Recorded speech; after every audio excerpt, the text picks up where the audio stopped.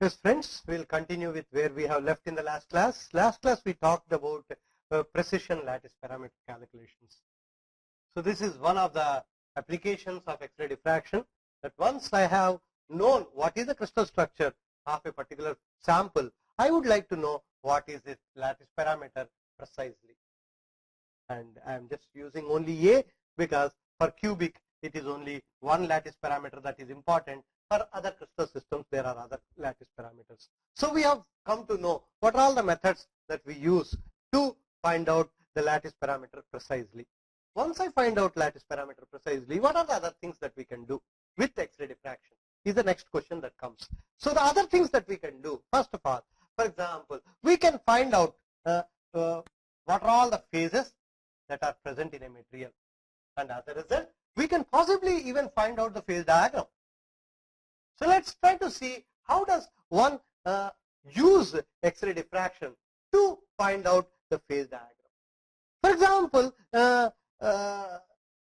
this phase diagram, though I am saying phase diagram, it is not as simple as, for example, if I have an isomorphous phase diagram. I want to know the liquidus and the solidus. This is the liquidus and the solidus line. If my interest is to find out this liquidus line and the solidus line, I cannot use X-ray diffraction easily to find out the liquidus and solidus unless I have a way to handle the liquid in X-ray diffraction. For example, if I can have a method by which I can take an alloy, heat it to a temperature like this, hold the alloy at that temperature, which has some liquid in it, some solid in it, because this is liquid plus solid domain, and find out the, let's say, the structure of that solid. Because if I have, let's say, hypothetically I hold an alloy at this temperature and I do an X-ray diffraction, for this what I need to do is what is called a hot stage XRD. Right now in my lab at IIT Madras we have a hot stage XRD where we can go up to 1600 degrees centigrade. You can heat a sample to a particular temperature, hold it at the temperature, find out what is the structure. And this can give you a lot of information about what is the phase diagram. If I can do this at this temperature, in principle I will get a pattern where I will have a pattern which is amorphous corresponding to the liquid, and you will also get certain peaks on the amorphous or maybe outside, and these peaks correspond to this solid. Okay, so you will have an amorphous hump. Why do you get for a liquid a pattern like this? Is because there are no definite crystallographic planes in a liquid. There is only a short range order. There is no long range order. If there is no long range order, as a result, there is no diffraction. Diffraction takes place only from atomic planes. If there are no atomic planes, there is no diffraction and there is no constructed interference, then that means there is no peaks that you get. But you will always have some scattering, random scattering that is taking place because there are atoms. Atoms have electrons, and as a result when X-ray is going through the sample which is a liquid or which is a glass or which is an amorphous material, there will be some scattering, and that scattering shows you in the form of a broad peak like this. In fact, for many liquids if you do, or many glasses if you do, you will also get sometimes a second peak also with a very lower intensity like this. Many times if somebody is working on glasses and take a glass and send an X-ray beam on the glass, you will get something like this. And from this peak theta, in principle one can calculate what is called the average first nearest neighbors. In principle, in a normal XRD pattern, what does the theta tell me? The theta tells me the D. In a XRD, normal XRD of a crystalline material, theta gives me D value. And in this, there is no D because there are no planes. So what I get from an XRD pattern from the theta, which is a broad peak, and from that find out where is the peak and find out the theta, and from that theta I can get some rough idea of what is called average nearest neighbors. For example, if I have a random arrangement of atoms which are randomly arranged, atoms like this, so I choose any one of the atom and find out what are all the nearest, draw the vectors for each of the neighbors and find out what are called the first nearest neighbors, second nearest neighbors, and so on and so forth. So the first peak will give you the average first nearest neighbor distance, and the second peak gives you the average second nearest neighbor distance, and so on. You can find out that. So if I take a liquid plus a solid and do an XRD, I will get peaks which are crystalline peaks along with an amorphous hump. So choose these crystalline peaks and find out their lattice parameter. Using the precision lattice parameter, let us say. First find out the crystal structure, and from the crystal structure find out the lattice parameter. And this lattice parameter gives me an idea of what is the composition. How do I know that? It is again simple. For example, if it is an isomorphous system, we know pretty well from Hume-Rodari rules that isomorphous system is possible only when A and B have same crystal structure. That is the meaning of isomorphous. When I say iso, it is same structure. If you remember, we had what are called Hume-Rodari rules, which tell you whether a B, an element, will dissolve into a or not. There are certain rules we said. First one, we said that its lattice parameter difference, that what is called atomic size difference, which is called delta, which is nothing but radius of the solvent minus the radius of the solute divided by the radius of the solvent. This, if the mod of this, if it is less than 15%, we said the element is soluble. And if you want to get a complete solubility, not a partial solubility, this difference should be less than 8%, is what Hume-Rodari said. Of course, these are only thumb rules. There can be some exceptions, but generally this matches. The second rule we said is electronegativity. The third is what is called valency. So if the electronegativity difference between A and B is very small, if the valency difference between A and B are very small, then you have a solubility. The fourth one comes is this.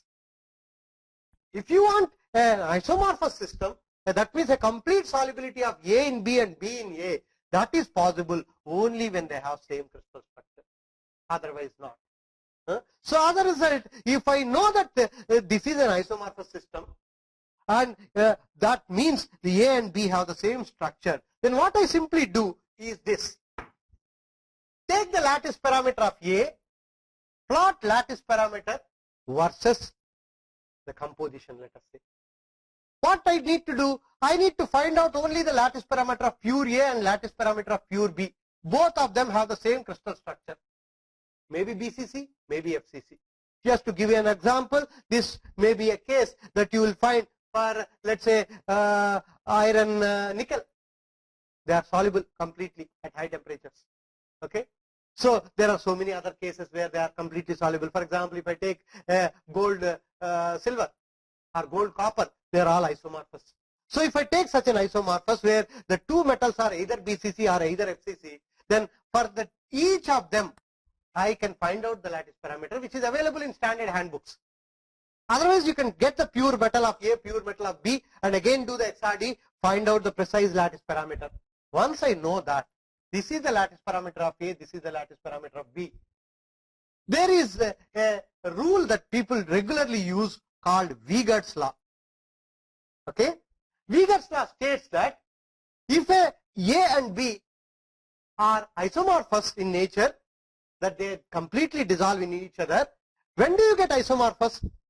Thermodynamically, if you look at it, you get isomorphous system when the interaction between A and B is neither highly positive nor highly negative.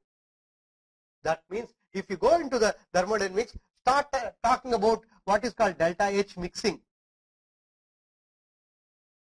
Okay, delta H mixing tells you whether A and B have strong attraction or strong repulsion, or they are neutral to each other.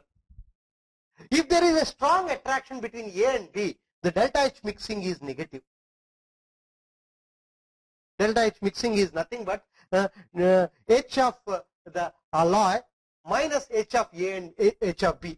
Delta H mixing can be written as H of alloy minus H of A plus H of B. This is the enthalpy of pure A, enthalpy of pure B, and enthalpy of alloy. If I find out the difference, that is delta H mixing. If this is attraction, then AB bond, that is what we call it as H of AB. If the AB are strongly bonded, then the H of A, enthalpy of AB will be lower, and if the enthalpy of AB is lower when compared to AA and BB, then you will see this will be negative. So whenever there is an attraction between A and B, this is negative. Whenever there is a repulsion, this is positive. So attraction gives delta H as negative, delta H mixing, which is also represented by a parameter called omega. In regular solution model, if you have gone through thermodynamics, you will know that delta H mixing in regular solution model is written as omega into XA XB, where omega is called interaction parameter. And this interaction parameter, if delta H mixing is negative, omega is also negative. So this is negative for attraction, and if there is a repulsion between A and B, and if there is neither attraction nor repulsion, then this is close to 0. What does it mean? That means if I take a material with A atoms in it and B atoms in it, if there is an attraction between A and B, you will see the AB bonds are more probable. That means every A atom wants to have B atom surrounding it, and every B atom wants to have A atom surrounding it. The probability of finding AB bonds will be much more whenever there is an attraction between. Whenever there is a repulsion, B does not want to have A around it. B throws away the A atoms. So what happens is you will see AA bonds more and BB bonds more, and AB bonds will not be there. So the probability of finding AA bonds and BB bonds is much more than finding the probability of AB. This is what is the meaning of repulsion. And when you have an attraction, that is when you get compounds in a phase diagram. Whenever you see a compound in any phase diagram, for example, Al2Cu in a aluminum copper, NiAl, Ni3Al in a nickel aluminum, Fe3C in a steel, or Mg2Si in a magnesium silicon, like that, whenever you see compounds, you see NaCl, for example, cesium chloride, all these, there the bonds are more ionic in nature. Whatever I have said so far, they are more metallic in nature. So all these compounds indicate delta H is negative. That means there is an attraction between A and B. Whereas when there is a repulsion, you tend to get what is called a segregation of A and B. That is when you get eutectics, monotectics. That A does not want to dissolve in B, B does not want to dissolve in A. So they repel each other. So the solubility of B in A and B will be restricted. Whenever it is close to 0, that means the probability of finding AA and BB and AB, all three of them are more or less equal to each other. So if I take the probability of AB bond will be close to probability of AA bonds will be close to probability of finding a BB bond. That is what we call it as an ideal solution. So an ideal solution is that where there is no specific attraction or repulsion between AA, so they are neutral to each other. Whenever they are neutral to each other, when I search the whole region containing AB atoms, there may be a few regions where you have AA bonds, there are a few regions where you have BB bonds, there are a few regions where you have AB bonds, and all of them more or less equal proportion. And that is what you see the delta H is 0. And that is what will give you an isomorphous system. If you are seeing an isomorphous system, it means that there is neither attraction nor repulsion. The delta H is close to 0. If that is the case, then people said that if I take the lattice parameter of an alloy containing A and B, the lattice parameter of an alloy can be assumed to be linearly varying between lattice parameter of A and lattice parameter of B. So I can assume, if I know the lattice parameter of A, lattice parameter of B, I can assume a linear relation between these two. And if I now take an alloy of this composition, this alloy of this composition, when it is held at this temperature, it has a solid of this composition, liquid of this composition. And solid composition I can find out by finding out the XRD pattern of corresponding to that, finding out the lattice parameter using the precision lattice parameter of that, and once I have the lattice parameter, I find out where that lattice parameter, on the y-axis, let us say that lattice parameter is this value. So I just see where does that lattice parameter fall and read out what is the composition. And that would be this point. In principle, if I take the same alloy and keep on heating it to various temperatures, and if I have a hot stage XRD, in principle, I will be able to heat it to various temperatures. At each temperature, allow the sample to be equilibrated, okay? Hold it for a sufficiently long time so that whatever volume fraction of A and B are supposed to come, you get that.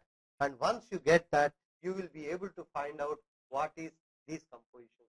What you cannot find out is what are these compositions.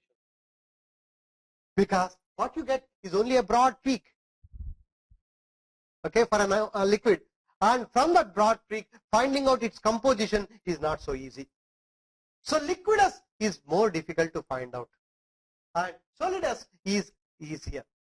And the most easy thing is what is called solvus. And most of the time people use XRD for that rather than using this, because many people may not have a hot stage XRD with them. If they don't have a hot stage XRD with them, then what do I do? Of course, in this also, there are problems. Many a times you see that there are isomorphous systems where the delta H is not completely 0. It is slightly either positive or slightly negative. And that is the reason why some of the phase diagrams in isomorphous, you see a miscibility gap at the bottom. Okay? The moment you see a miscibility gap at the bottom, what does it indicate? It indicates that A or B is not able to completely dissolve into A at this temperature, whatever temperature it is, low temperature. So that means B is soluble in A only up to here, A is soluble in B only up to here. Beyond that, it is a two-phase mixture, which we call it as alpha 1 plus alpha 2. That means there is some repulsion of B and A. And what does that indicate? It indicates a positive delta H. So whenever the delta H is slightly positive, you end up into a miscibility gap. And this miscibility gap leads you to what is called a positive deviation of this one. And if there is a slight negative delta H mixing, you will see a negative deviation of this. So my assumption of linearity is wrong. So I need to actually know how this is varying. For that, what people have done, actually, there are handbooks that are available. There is a handbook which is called Pearson's Handbook of Lattice Parameters. This gentleman by name Pearson has collected all the data. For example, if I have an aluminum copper alloy, somebody has made a 1% copper, 2% copper, 3% copper, and so on and so forth, let us say. Unfortunately, the solubility of copper in aluminum at room temperature is only less than 1%. So I should not give this example, but let's say some B, where the B is soluble up to, let us say, 5% in aluminum. some element which is soluble up to 5%. So what he has done is he has taken 1% Li, 2% Li, 3% Li, 4%, 5%, and each of them he has made the Li, which are all single phase solid solutions, and did an XRD, found out what is the structure, found out what is the precision lattice parameter, and now this lattice parameter has been shown in a diagram like this, with B here, with A here, and for each of these values 1, 2, 3, 4, 5%, he has put those values there, and then find out that yes, can I fit it to a least square? If I fit it to a least square, can I give an equation for this least square? Okay, y equal to mx plus c kind of. So that kind of equations he has found out for various binary systems. The whole binary systems, whatever are possible binary systems, wherever experiments have been conducted, they are all available in this handbook. Of course, they are available only up to the level of B being soluble in A. Once the B is not soluble in A, then you cannot find out. So up to the solubility limits, okay, he has done these experiments, he has collected this, and that is available in that handbook. And if I now make an Li, okay, and for that Li, let's say my Li is some 3.5%. I do not know that it is 3.5%, but some Li. And it is giving me a, and I know definitely it is an aluminum and that particular whatever B it is. So I find out the XRD pattern for it, find out the lattice parameter for it, and then go into this handbook, and then match this lattice parameter to that particular equation that he has given for that particular system, and then see from that, can I find out what is the composition, and I find out that it is 3.5%. So this is how I can use this kind of handbooks to find out this to a limited extent, to whatever level solubility is existing. Beyond that, it is more difficult. The next problem that comes is, if B is of a different structure, if A and B have the same structure, I can use a linear extrapolation. If A has FCC and B is a BCC, what do I do? Then it is very difficult. Okay, then people only do real experiments, no assumption of linear extrapolation. So you have to make LIs where B is soluble into A up to a certain level. For example, it just does not mean that the two have a different structure, that they do not dissolve in each other. For example, I can give you a standard example, copper zinc. All of us know copper is FCC, zinc is HCP, right? And do you know how much of zinc can dissolve into copper? Up to 38%. 38% of zinc can dissolve into copper. Though one is HCP, another is FCC. So in principle, if I have an alloy of 20% of zinc in copper, it is a single phase. So in principle, Pearson's handbook gives you the lattice parameter of copper zinc system up to 38% of copper. For each of the 1% case, they have made each 1% alloy. I mean, imagine the amount of labor they have taken, and those data is available. And he tried to fit the whole thing into an equation, and then said, okay, throughout that particular range, this equation is valid. It may not be linear, it may be slightly non-linear, but the data is available. And if I now have a copper zinc alloy, which is a single phase alloy, I can find out the crystal structure. If I find out to be FCC, then that means I definitely am sure that it is an alpha copper zinc solid solution, because copper zinc alpha phase is FCC. Any other copper zinc phase is not FCC. So knowing that, I will say, okay, this must be alpha, and now I find out the lattice parameter of it, and finding out the lattice parameter, I try to find out where does it fit into that copper zinc lattice parameter, and from that find out the amount. You may say this is a very complicated thing, why can't I simply do a chemical composition analysis? Of course, one can also do that, but normal gravimetric analysis techniques have their own limitations. Whereas this, because the lattice parameter is very precise, I can get very precisely the composition, provided this data is available. If I do not have this data available, then I have a difficulty, because how do I find out a linearity between copper and zinc when copper is FCC and zinc is HCP? So I cannot use that linearity between the two. And that is the reason why copper zinc is not isomorphous. Why you don't see copper zinc isomorphous is because of that. Again, if you again carefully go into thermodynamics, you will also see very interesting thing, that the solubility of copper in zinc is very small. It is actually less than 1%. Though zinc is soluble into copper to a large extent, it's almost like if I can use a very easy terminology, it's almost like a one-sided law. So zinc goes into copper. Copper likes zinc, but zinc does not like copper. Okay, and we try to explain this based on valency and variety of things. And you see this, and that means if you again go into thermodynamics, you will see on the copper side there is an attraction. Copper wants zinc, so the delta H mixing is negative. On the zinc side, it is a repulsion.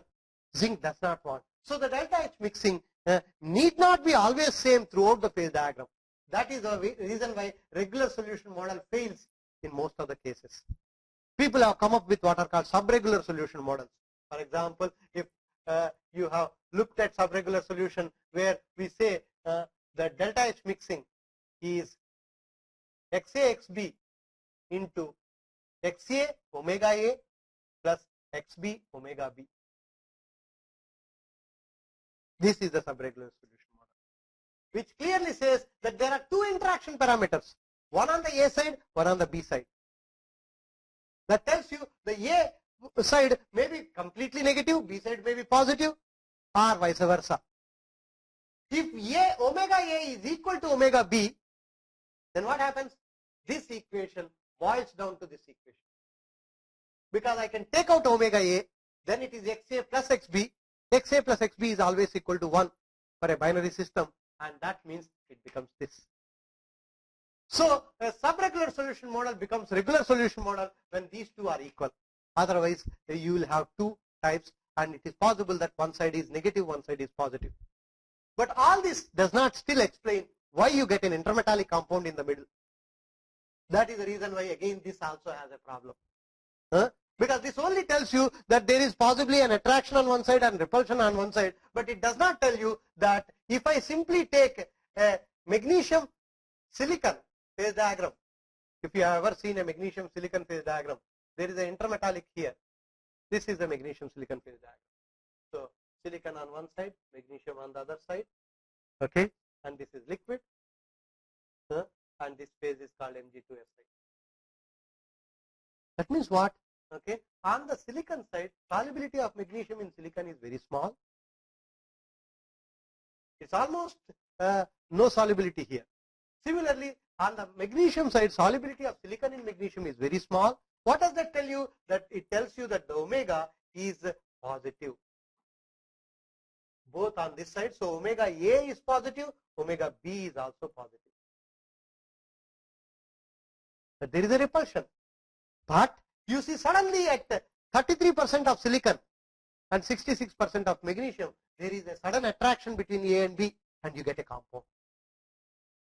And this is something which is very difficult to explain by simply using this kind of a model. So people have come up with various other models, what are called cluster models now.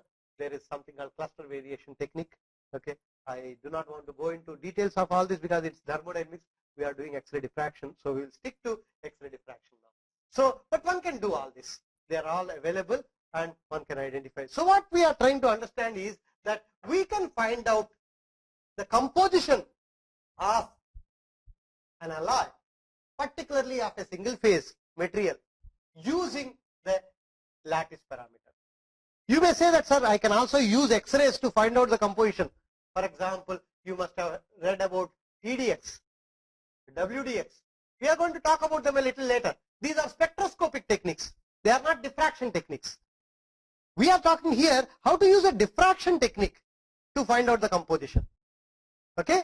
So I am simply getting the diffraction pattern, from that finding out the lattice parameter, from that finding out the composition. Can I do this? And we are saying that in principle, if it is a solid solution, I can always find out. And from there, I can go to the next level and say, can I find out at least some part of the phase diagram? We say that just now I mentioned that you can find out the solidus line, provided you have a hot stage XRD available. If you don't have a hot stage XRD available, and I know in an aluminum copper phase diagram, this is my phase diagram, aluminum copper on the copper aluminum side, on the aluminum side, where you have an alpha phase, you have a theta phase which is Al to Cu, and this is alpha plus theta, and this is liquid. There is a eutectic there. Now I want to know this line, solidus line. So can I find out this solidus line? And in fact, XRD has been used very, very effectively many a times to find out these solidus lines. And these solidus lines to find out from normal thermal analysis is not going to be easy. Why? In fact, we are going to come to thermal analysis a little later as a part of this materials characterization course. You see that thermal analysis is related to how much of enthalpy released or absorbed. And when a liquid is becoming a solid or a solid is becoming a liquid, there is a large enthalpy which is absorbed or released. Because the structure of liquid is significantly different from structure of a solid. Whenever the structure is significantly different, the enthalpy is significantly different. So whenever a liquid becomes a solid, you can actually see there is something like this. If I plot enthalpy versus temperature, you see liquid is like this.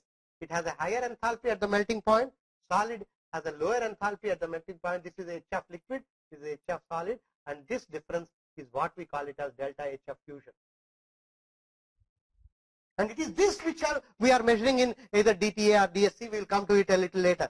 But this difference for a solid state, when alpha is giving you theta, precipitating theta, as I cool from a higher temperature to lower temperature, from here, if I am cooling from higher temperature to lower temperature, the moment I cross this temperature, now you see the theta will precipitate out of alpha. And this theta, when it is precipitating out, the heat that is released, or if I take an alloy and start heating, at this temperature all the theta dissolves and you get a single phase. When it is dissolving, again heat is absorbed. This delta H is very, very small. And when it is very small, most of the calorimetric techniques are not very sensitive to be able to show that. And as a result, you need to find out other techniques, and that's where X-ray is very useful. What do we do by X-ray? What I do is simply, let us say I take an alloy, a number of alloys like this, heat them to a particular temperature. And in principle, if I have a hot stage TEM, hot stage XRD, the best thing is heat all these alloys at these temperatures. Heat them to that temperature and measure the X-ray diffraction pattern. But if I do not have that technique, then what I have to do is heat them to that temperature, quench them to room temperature.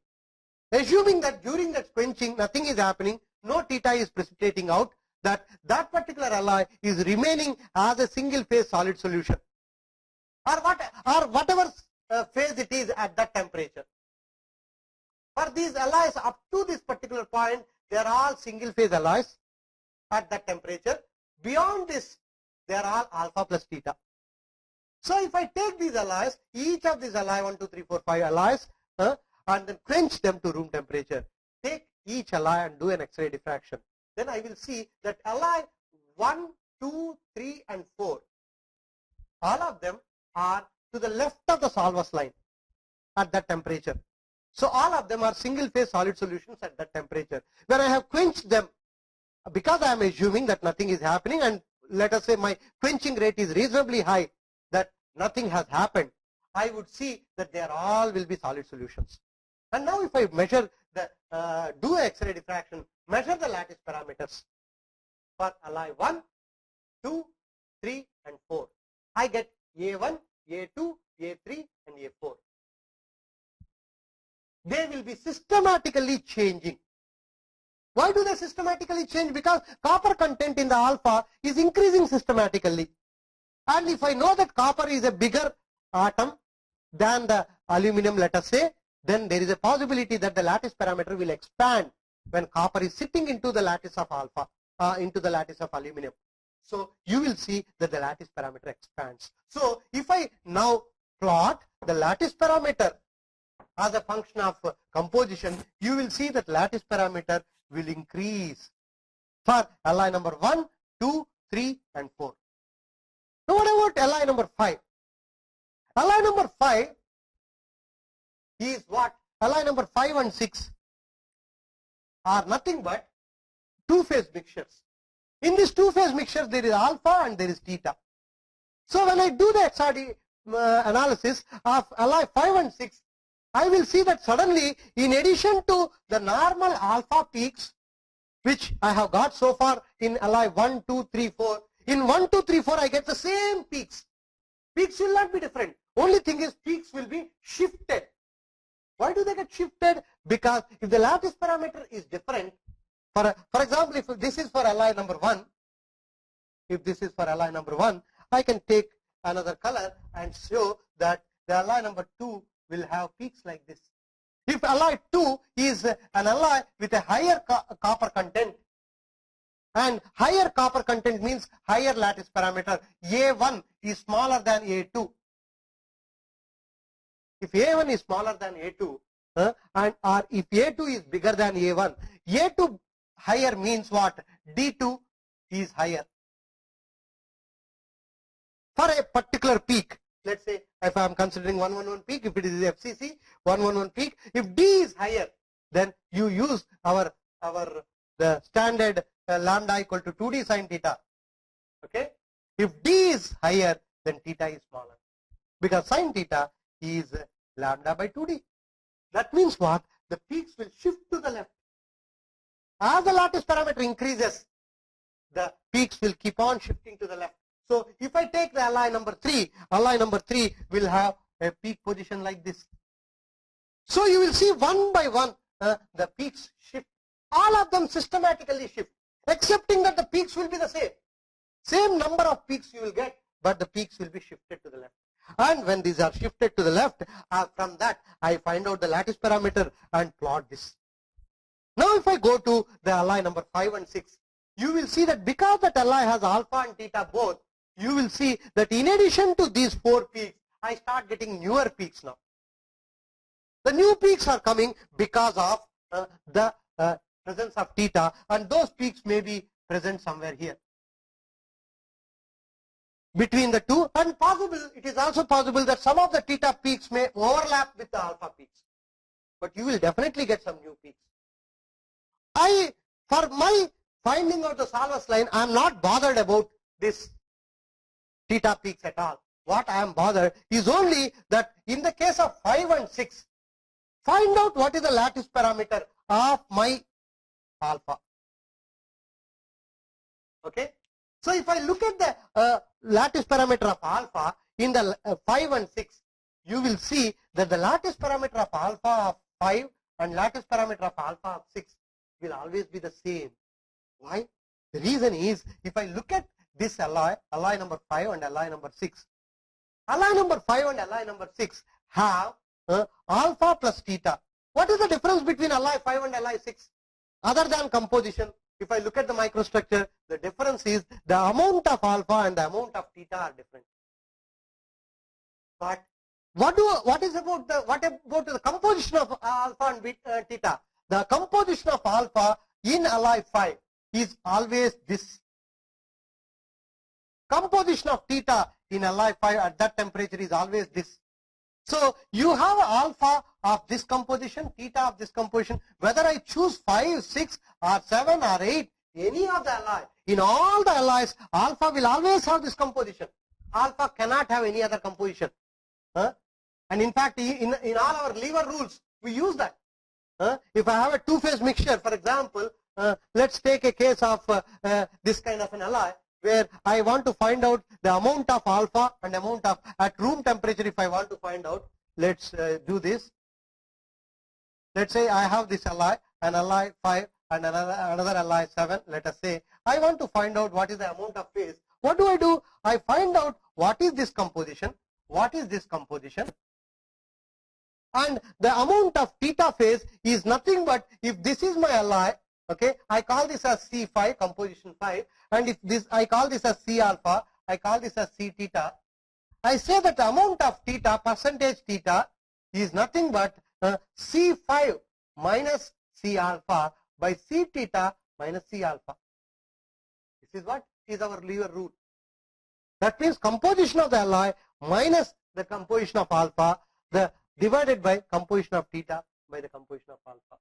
If I want to find out what is the amount of theta in the 7, what do? Then I do the percentage of theta in alloy 7. This is alloy 5. Is C7 minus C alpha minus C theta minus C alpha. Right? That is 7 minus alpha and theta minus alpha. What is the inherent assumption in this?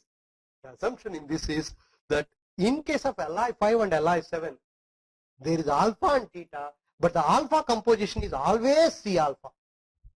Whether I am choosing the Li 7 or Li 5, the alpha will always have this composition. That is what is the meaning of a phase diagram.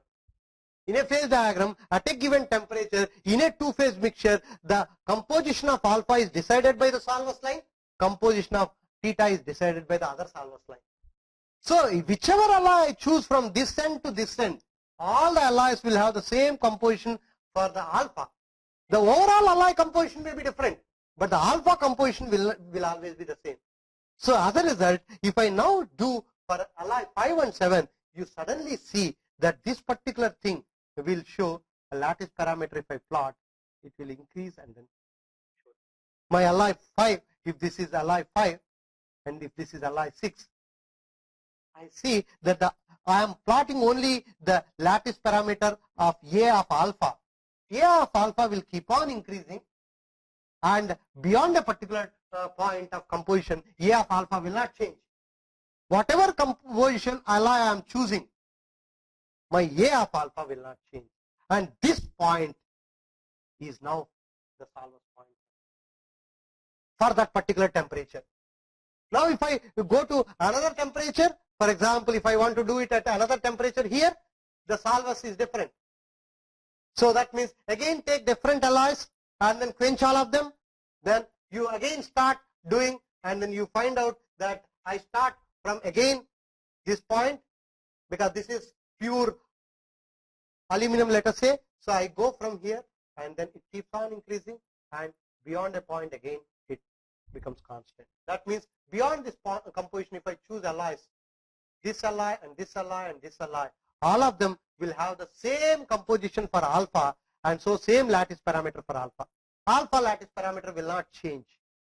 So if I only monitor the lattice parameter of alpha without bothering how much of theta is present and things like that, my concentration is only on the lattice parameter of alpha, and keep on looking at how the alpha lattice parameter is changing, and you will see that beyond a particular point, alpha lattice parameter will be constant. And this particular point now is my solvus composition for this temperature T2, and this is for temperature T1. If this is T1, this is T2. So you can see that I can use XRD like this for going to various temperatures. Only one assumption that we are doing in this, that we are assuming that when I am quenching the alloy from high temperature, my no precipitation is happening. That alloy is remaining as a single phase. Otherwise, you can also do by doing hot stage XRD. So take each alloy to high temperature and hold it at that temperature, do an XRD and find out the lattice parameters, and from the lattice parameters be able to measure this. So you can see that this is what we call it as a parametric method to find out. Because I am measuring the lattice parameter, this method is called parametric method. And using that, I can also find out the whole solvus line. So most of the time, the XRD pattern, when I say XRD pattern is used for the phase diagram calculations, we use it only for solvus line rather than doing it. Because if I want to find out the liquidus and solidus, I have to heat it to liquid and then quench it. So this is not easy. So as a result, solvus is what we use. We'll stop here.